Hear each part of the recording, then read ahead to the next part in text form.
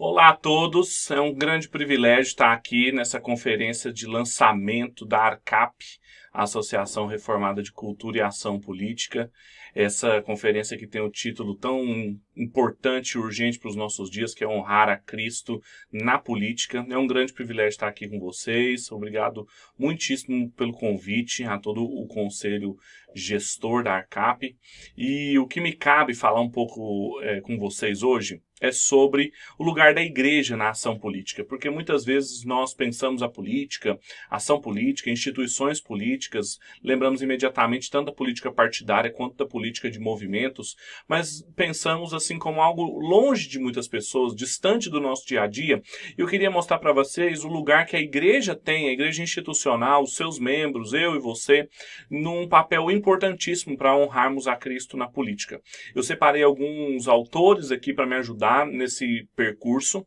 Não fique muito preocupado em tirar o print das telas ou mesmo correr para anotar, porque eu vou disponibilizar esse PDF aqui e você vai poder ter essas anotações depois para você. Concentre-se só mesmo no conteúdo da minha fala.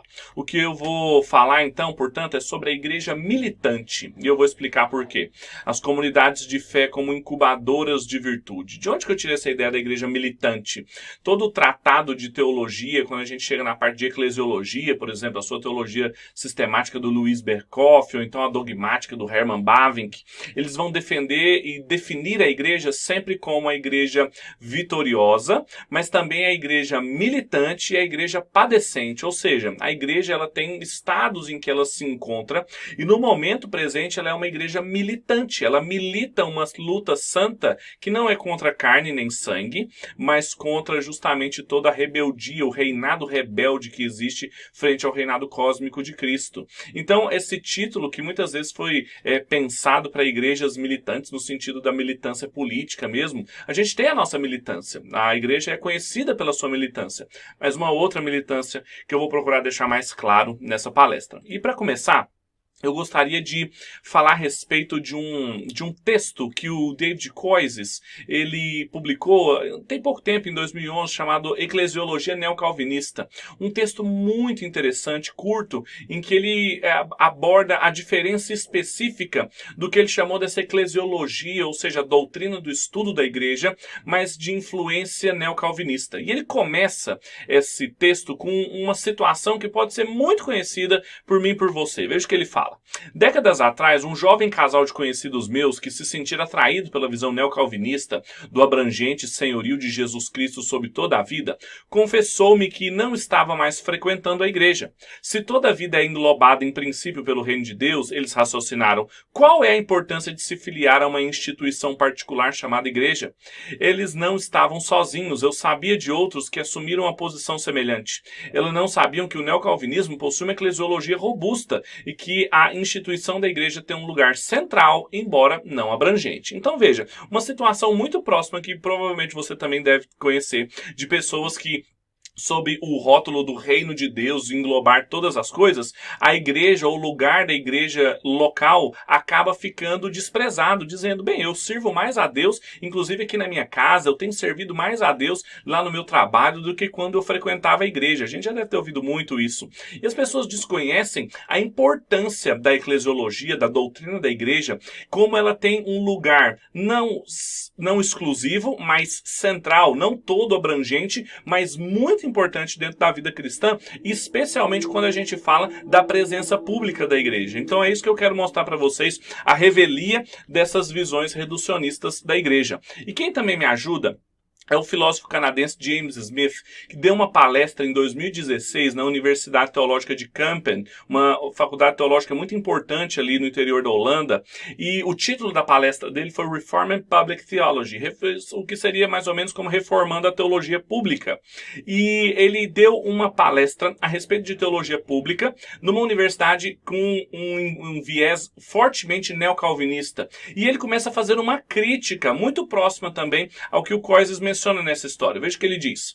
Embora eu não queira enfraquecer o entusiasmo pelo neocalvinismo, pretendo desinflar nosso entusiasmo pela maneira como falamos sobre o pluralismo. Meu argumento nesse artigo é um pouco iconoclasta. Espero que você receba isso como uma crítica interna ao neocalvinismo, embora às vezes imagino que possa parecer mais como um fogo amigo.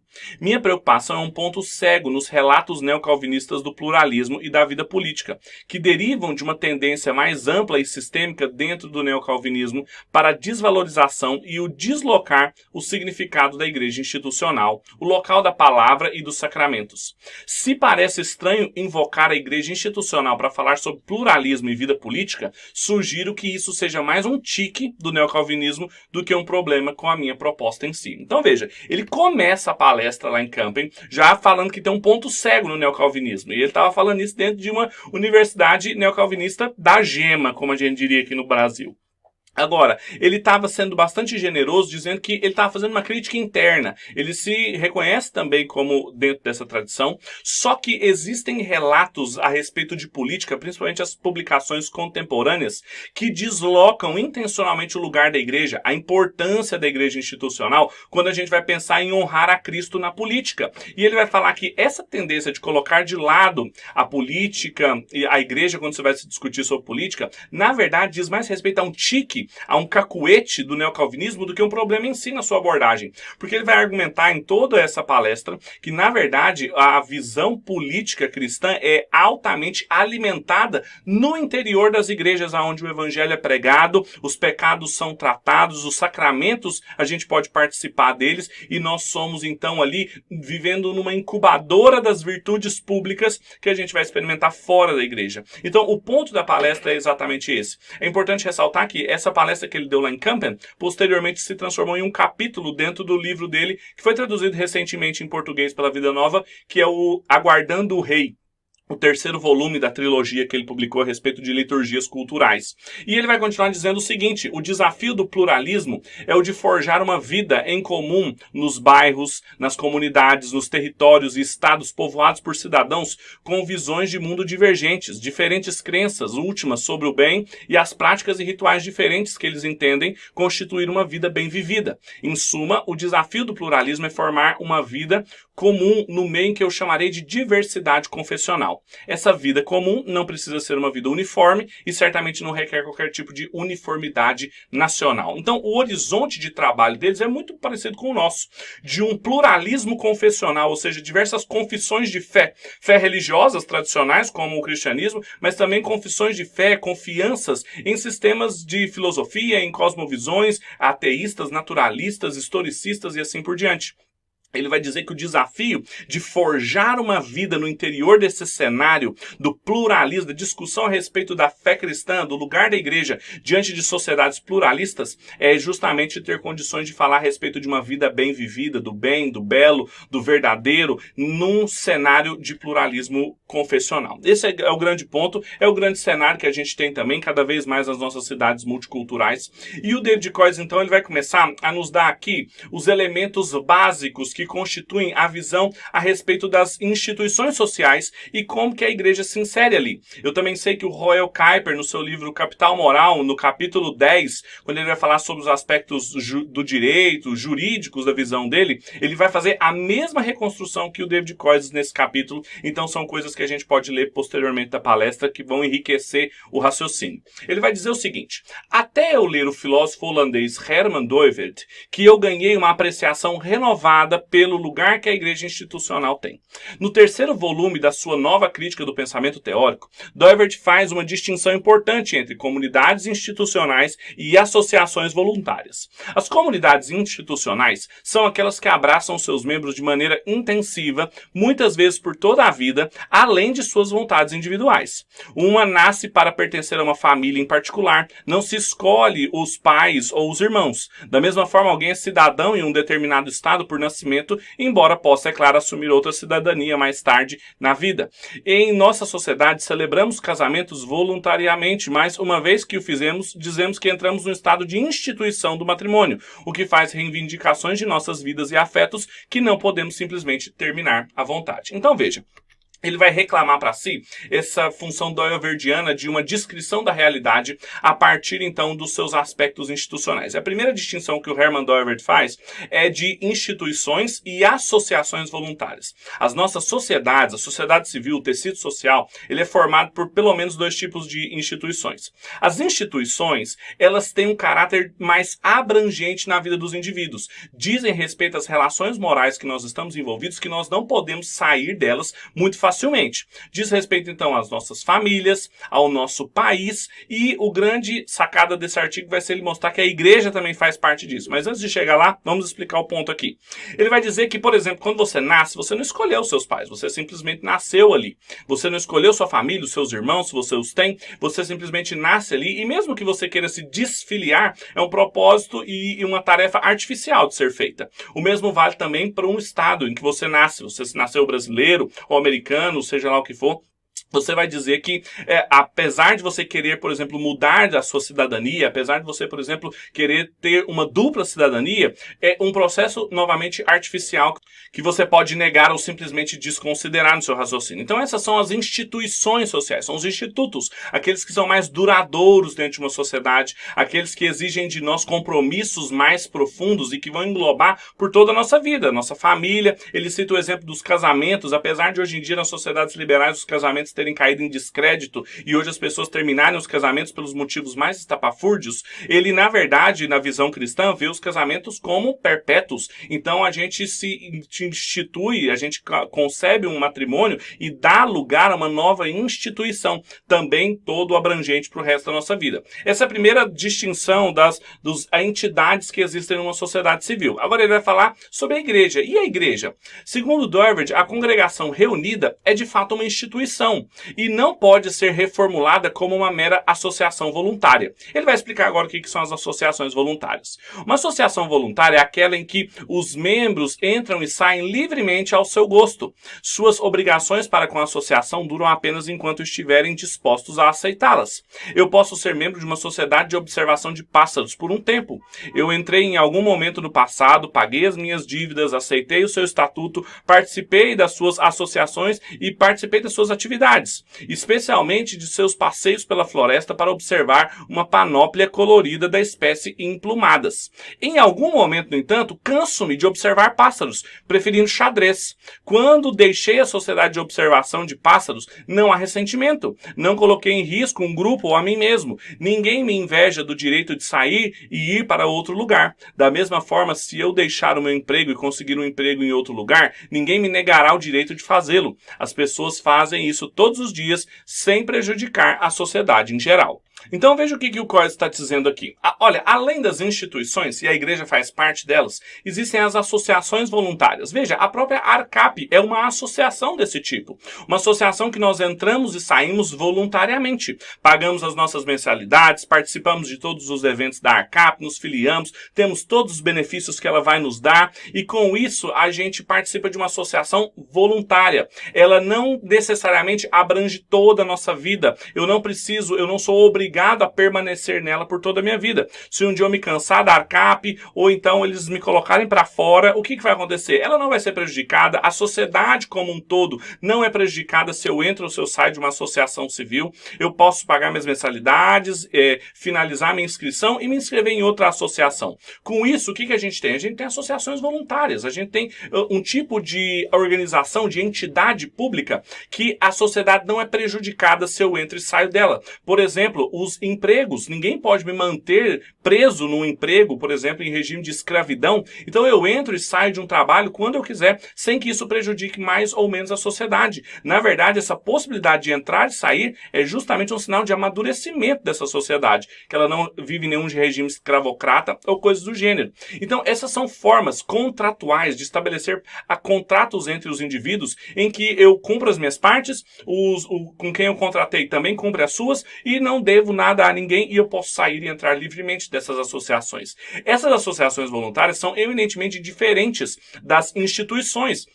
Aquelas que eu não assino nada são muito mais da ordem pactual, ou seja, das alianças, são simbióticas, como o Althusius vai falar no seu livro A Política, e eu faço parte delas por todo o tempo da minha vida, a menos que eu, de uma maneira muito artificial, arrume uma dupla cidadania, ou me desfilie da minha família por algum problema, alguma coisa assim, mas com exceção desses casos mais artificiais, eu permaneço por toda a minha vida nessas instituições. E é então que entram as igrejas. Nesse tecido social, a igreja aparece como uma instituição e não como uma associação voluntária, apesar da gente se referir à igreja e tratá-la de maneira muito como uma associação voluntária ao invés de uma instituição. Apesar da gente sair e entrar das igrejas como se isso não tivesse nenhum problema, não é assim que deve ser visto. Agora ele vai dizer, não é assim com a igreja. Sob a influência predominante do liberalismo em nossas sociedades, costumamos reduzir o leque de formações comunitárias a meras associações voluntárias. Consequentemente, tendemos a ver a congregação da igreja local da mesma forma,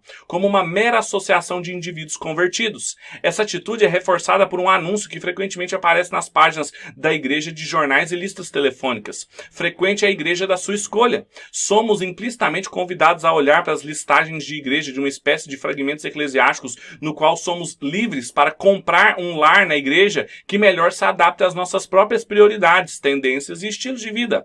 As igrejas tendem a se posicionar de maneira a atrair uma participação de mercado específica, agendando, digamos, liturgias tradicionais contemporâneas para tentar trazer dados demográficos específicos. Uma igreja próspera é aquela que conquistou uma grande fatia do mercado eclesiástico e, assim, se posicionou com sucesso como um participante poderoso no que agora é visto como uma espécie de jogo competitivo. Os números são tudo, pois permitem grandes orçamentos, grandes edifícios e programas prósperos. Então, olha como ele descreve a situação de muitas igrejas evangélicas brasileiras, em que são tratadas como mera associação de indivíduos, em que eu entro e saio à medida do meu gosto. Se a liturgia me agrada, se os líderes vão de acordo com as minhas tendências, se eu gosto de uma liturgia mais contemporânea, mais tradicional, o sermão tem 3 pontos, é expositivo, se não, eu vou procurar outra igreja.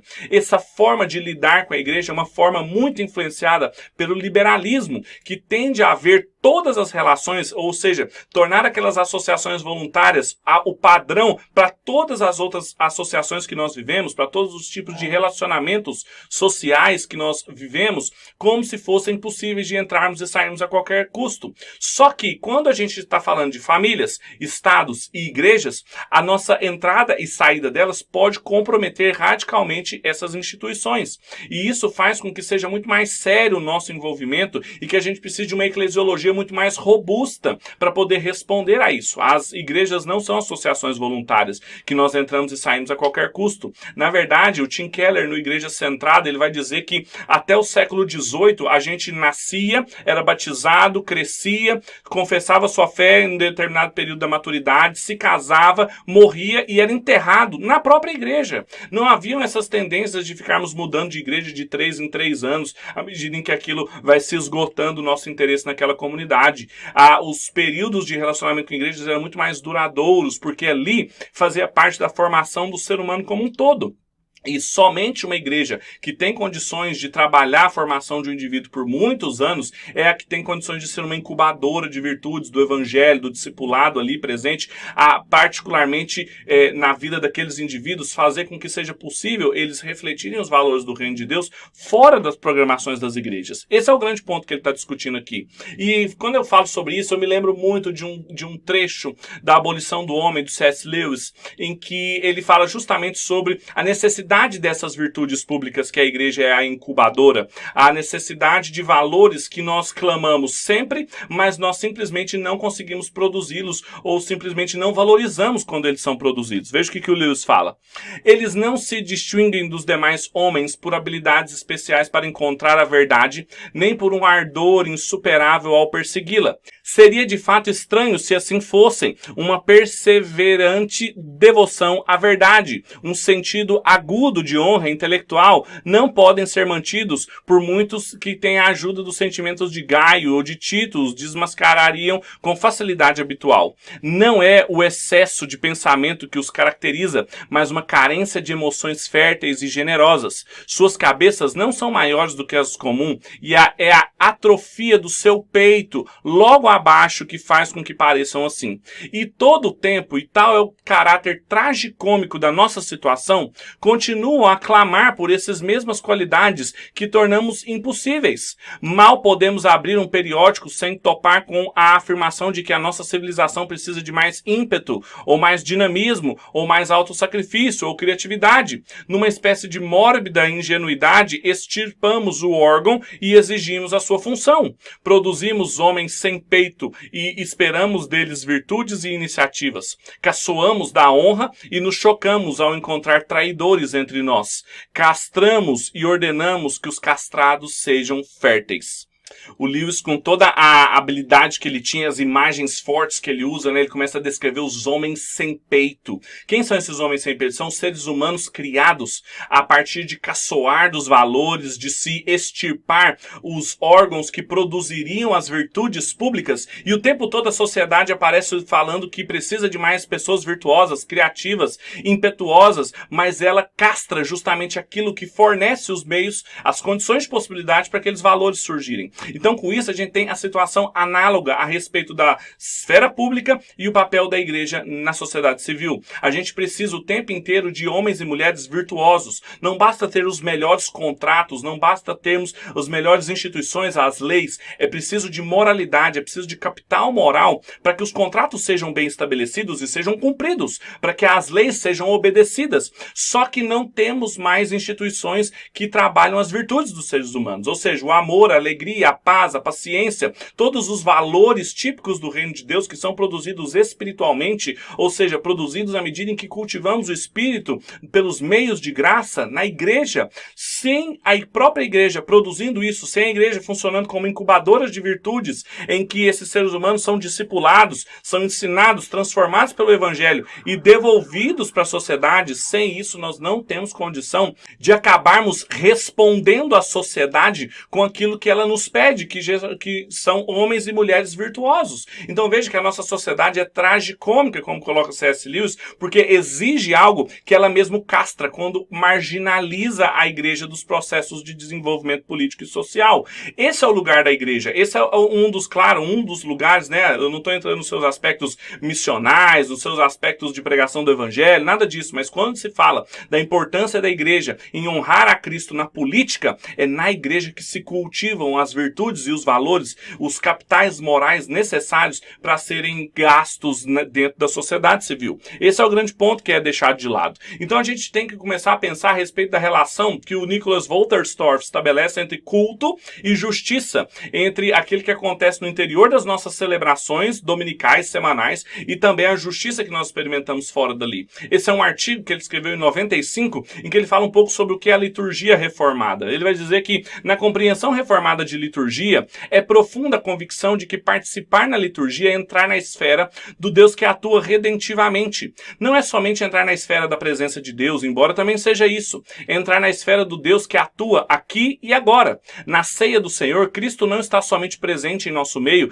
através do Espírito, mas Deus se une ativamente a nós mais intimamente e Cristo em sua humanidade, através do pão e do vinho compartilhado. Na leitura das Escrituras, na pregação de um sermão, não somente ouvimos o que Deus disse há milênios, mas também Deus fala a nós aqui e agora, através das palavras que são proferidas. E na saudação e na bênção, na lei, na declaração de perdão, Deus nos dá aqui e agora a sua palavra de graça e a sua luz para o nosso caminho. Então veja, é uma visão da liturgia bastante generosa, mostrando que não são atos mecânicos repetidos ali, numa espiritualidade muito mecânica e repetitiva. O que na verdade acontece é o próprio Deus falando. Os cultos reformados, a sua liturgia, em que, por exemplo, não começa com um pastor falando ou orando, mas a primeira leitura bíblica de invocação ao nome do Senhor, depois seguida de orações, cânticos, leitura da lei, confissão de pecados, a mensagem do evangelho, a ceia, essa ordem litúrgica, os elementos de parâmetros para o culto reformado, eles fazem com que a gente tenha clara evidência de que Deus está falando ali agora. Ele é o primeiro que fala na igreja, a sua vontade é ali apresentada na lei, confessamos os nossos pecados, fazemos tudo em atos para Deus e tudo aquilo vai nos formando. As liturgias vão nos formando e vão fazendo com que o nosso imaginário como um todo e as nossas virtudes possam ser produzidas a partir dessa tomada de consciência. Então a gente deixa de lado um olhar meramente mecânico para as liturgias e percebemos como elas são formativas, como elas nos enchem do espírito a partir da conscientização de que Deus está falando e agindo ali no nosso meio. E isso vai fazer com que a gente tenha, a partir dos elementos do culto, as virtudes sendo produzidas. Quem fala muito sobre isso é Jean-Jacques von Almen, que foi um teólogo reformado suíço muito importante no século XX, mas que caiu um pouco em esquecimento ou só foi lembrado por vozes liberais, mas apesar disso, ele tem compreensões a respeito do culto e da eclesiologia muitíssimo importantes para nós, e ele mostra quais são as relações entre valores e culto, liturgia e as virtudes necessárias para a gente viver a vida pública. Ele fala o seguinte: cada vez que se reúne para celebrar um culto, para anunciar a morte do Senhor até que ele venha, como diz lá em 1 Coríntios capítulo 11, versículo 26, a igreja proclama ao mesmo tempo o fim e o fracasso do mundo. Ela contradiz a pretensão que tem o mundo de fornecer aos homens uma razão de ser válida. Ela renuncia ao mundo e, porque composta de batizados, afirma que a vida só adquire sentido após a morte para esse mundo. Vale dizer na ressurreição de Cristo. A igreja se encontra, em certo sentido, com um momento do batismo, renunciando ao diabo e às suas obras, ao mundo e à sua pompa, vã, à carne e às suas cobiças, e dedica a sua vida, custe o que custar, ao serviço do Pai, do Filho e do Espírito Santo, opondo-se aos senhores do mundo. Veja qual que é o lugar político da igreja. É que todas as vezes que um culto é celebrado em nome do Pai, do Filho e do Espírito Santo, um batismo, uma ceia, em que nós fazemos isso até que ele venha, nós estamos aguardando o rei, e nós estamos com isso mostrando as nossas expectativas não estão nesse mundo. Nós renunciamos às estruturas de poder humanamente construídas e declaramos todas as vezes, quando dizemos glória a Deus, de que o nosso Deus é digno de glória e nenhuma outra estrutura humana vai conseguir nos trazer redenção e salvação. Isso vai moldando as nossas expectativas políticas. Isso vai moldando a nossa esperança, se ela está ligada a determinado poder, a determinado homem ou mulher ocupando específico cargo daquele momento, naquela circunstância, para que a igreja seja relevante publicamente. Não é esse tipo de raciocínio que os reformados constroem. Mas a visão eclesiástica é de que no culto nós temos os nossos corações corretamente curados, nós temos uma curadoria das nossas emoções, um discipulado dos nossos afetos e das nossas percepções que vão fazer com que a nossa presença pública seja calibrada por eles e não pelas liturgias seculares e não pelas esperanças humanistas que a gente tem por aí. Dizer glória a Deus é protestar contra os poderes e os poderosos que imaginam capazes de satisfazer os anseios da humanidade. É negar-lhes a pretensão e ao risco de incorrer em sua ira, lembrá-los de que Jesus Cristo já os despojou e publicamente os expôs ao desprezo, triunfando deles na cruz. Nesse sentido, o culto cristão, pelo mero fato de ser celebrado, é um ato fundamentalmente político. Relembra ao Estado a natureza limitada e provisória do seu poder. E quando o Estado exige confiança e obediência absolutas, o culto cristão protesta contra tal pretensão, que equivale a reivindicar para si um reino, um poder e uma glória que por direito pertencem exclusivamente a Deus. Eis porque reunir-se para celebrar um culto cristão significa comprometer-se politicamente. Esse é o núcleo da minha fala. Aqui é o grande ponto. Por que reunir-se, celebrar um culto, por que a igreja militante é tão importante para honrar a Cristo politicamente? Porque todas as vezes que nós estamos reunidos em seu nome para celebrá-lo, para render glórias a ele, cultuá-lo e fazermos tudo diante dele em obediência à sua palavra, confessando os nossos pecados frente à sua lei, o que nós estamos dizendo para o mundo é que todas as expectativas, todos os projetos, as iniciativas humanas não encontram ressonância no nosso coração. Nós não somos captados pelas tentações de fazerem os nossos corações fiéis a expectativas públicas construídas por seres humanos, porque a nossa esperança está em outro lugar, a nossa confiança está em outro lugar. Então, A nossa paciência política é gerada ali, que é uma virtude. A nossa devoção política é calibrada ali, que é uma outra virtude. Ou seja, todas as virtudes necessárias para que a gente compreenda quem nós somos em Deus e como que isso reflete na vida pública é vivenciado dentro da igreja. É por isso que nós nunca podemos, sob a pseudo-iniciativa de que estamos servindo a Deus fora da igreja, marginalizarmos o seu lugar na discussão política. Nós não podemos fazer isso, nós não podemos simplesmente dizer que a igreja local, as liturgias, o discipulado, os encontros 1 a 1, a leitura bíblica, os sacramentos, eles podem ser dispensáveis ou ter um valor relativo frente às discussões de políticas públicas, de uma nova lei, de artefatos culturais que a gente simplesmente vai ajudar a promover para a glória de Deus. É preciso muito cuidado para equilibrar essas coisas, porque os valores e o capital moral necessário para vivenciarmos todas essas coisas na vida pública são cultivados em vida comunitária dentro da igreja, a partir da participação dos sacramentos, de ouvir a palavra e estar debaixo da igreja. O James Smith, no seu livro Você é o que você ama, ele vai fazer uma dura crítica a determinados cultos voltados para jovens e mostrando exatamente o mesmo ponto. Manter os nossos jovens entretidos no prédio da igreja não é de modo algum sinônimo de formá-los como membros dinâmicos do corpo de Cristo.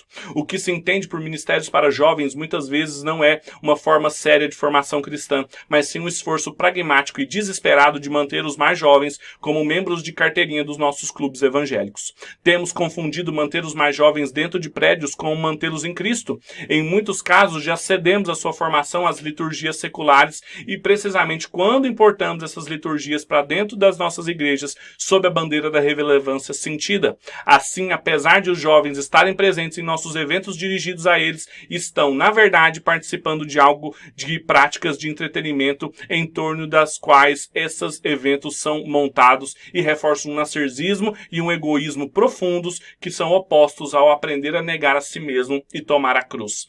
A crítica do Smith é muito dura a determinados cultos de jovens, e não se aplicam só a cultos de jovens, determinados cultos também são todos voltados para o ser humano, cultos eminentemente humanistas, e que a glória de Deus não tem espaço nenhum ali, e ele está mostrando manter as pessoas dentro da igreja não é sinônimo de cultivar discípulos de Cristo vigorosos, que na esfera pública vão manifestar os valores do reino de Deus. A gente não pode fazer com que as nossas programações sejam pragmáticas, voltadas às sensibilidades de um determinado clube evangélico, como funciona uma associação voluntária, como nós mencionamos no começo, mas precisam ser marcadas eminentemente pelas disciplinas espirituais, pelo discipulado bíblico, pela espiritualidade guiada pela palavra de Deus, para que esses valores e essas virtudes do reino de Deus sejam incubadas ali, e quando nós formos devolvidos após as nossas celebrações, sejamos devolvidos homens e mulheres mais tementes a Deus, mais confiantes e com a clareza maior do que se espera de nós em cada lugar que Ele nos plantou. Essa é a igreja militante. Esse é o ponto. Essa é a milícia da igreja. Esse é o fato que distingue uma igreja de qualquer outra entidade social. A pregação do evangelho, a correta administração dos sacramentos, a disciplina dos pecados. Isso é ultimamente necessário quando a gente se fala de política, porque os valores necessários para os contratos públicos, para os pactos sociais serem cumpridos, são vividos, incubados e potencializados dentro da igreja. E isso deve fazer com que a gente nunca perca de vista a importância das nossas igrejas locais. Era isso que eu tinha para compartilhar com vocês. Eu espero que vocês tenham apreciado. Tem muita leitura a ser feita sobre isso, tem muitos outros recursos, outros materiais, bons livros para isso. É o Capital Moral do Royal Kuyper, o próprio livro do David Koyes, Visões e Ilusões Políticas. Eu escrevi um livro também chamado Fé Cristã e Ação Política, que tem um capítulo só sobre isso. Tem muita leitura para ser feita que coloca a igreja no centro das preocupações da política cristã. Então desconfie de projetos e programas políticos que a igreja é marginalizada ou que ela não tem nenhuma importância. Geralmente são projetos e plataformas que desprezam os valores que são ali cultivados, a dependência dos sacramentos na palavra de Deus e que precisam ser radicalmente reformados caso a gente queira participar deles. Que Deus te abençoe muito e aproveite bastante esse encontro.